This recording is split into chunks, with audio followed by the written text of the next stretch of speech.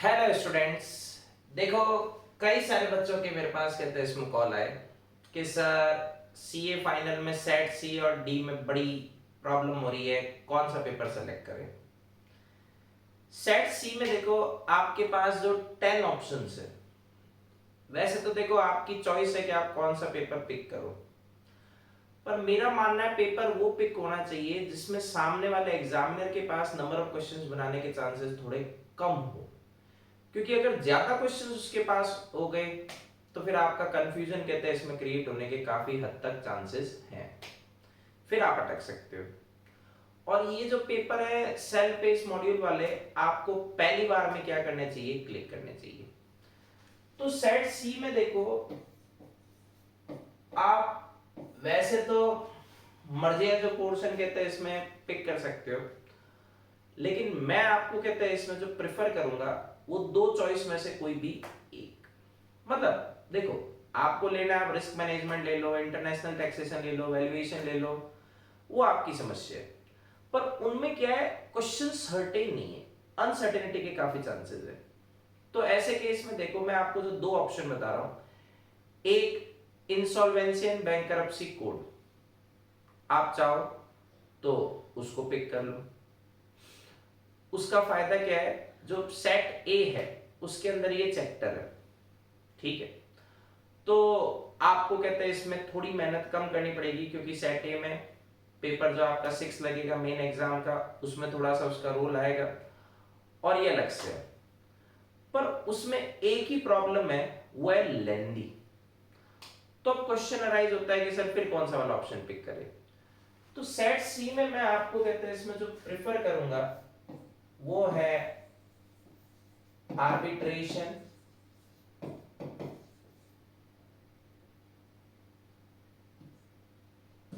And conciliation act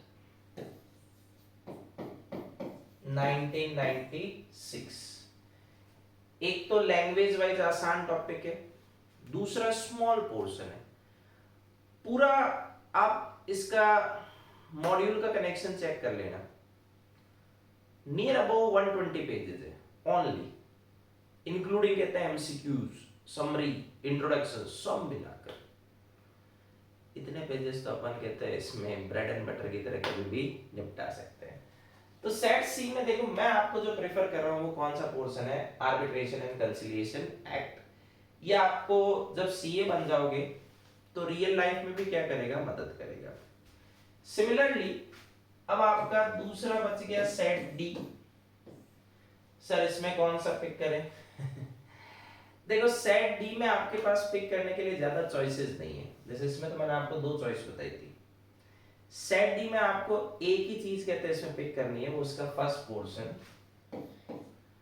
जो है constitution of India.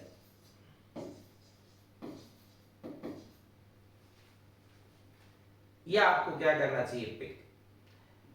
इसको सेलेक्ट करने की वजह, एक तो बाकी ऑप्शंस आपके बस के नहीं है, साइकोलॉजी करो कहां से करोगे, तो उन चीजों पे मत जाओ, वो फालतू में आपका वेस्टेज ऑफ टाइम करेगी। तो सीधा स्ट्रेट फॉरवर्ड किस पे जाओ, कॉन्स्टिट्यूशन ऑफ इंडिया के ऊपर जाओ, ठीक है।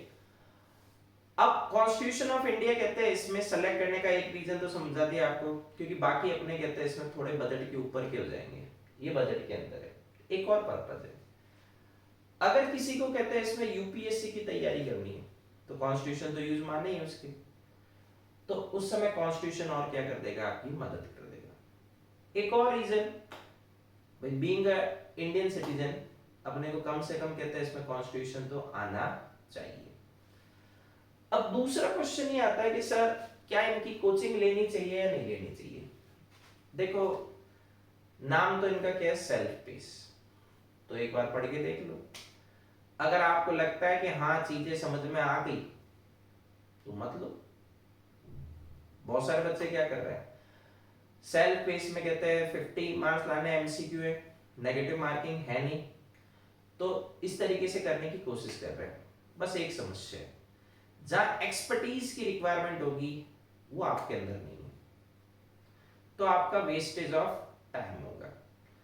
तो अगर कोचिंग कहते हैं इसमें करना चाहो तो कर लो, सेल्फ पढ़ के देखना चाहो लग रहा है हो जाएगा तो भी कर लो।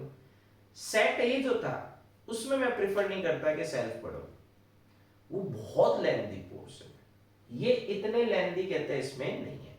तो सेट सी और डी की कहते हैं इसमें आपके पास चॉइसेस हैं, पढ़ के देख लो, मैंने आपको ऑप्शन बता दिया, दोनों में से कौन सा कहते हैं इसमें पिक करना है।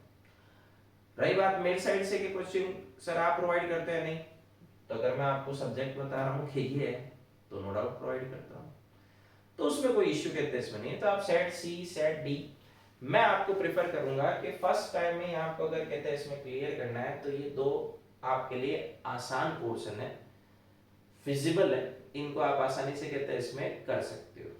ठीक है, तो मेरे हिसाब से आपका सेट सी और डी का कंफ्यूजन जो कहते हैं इसमें चल रहा था वो खत्म हो गया होगा। चलो बाय बाय।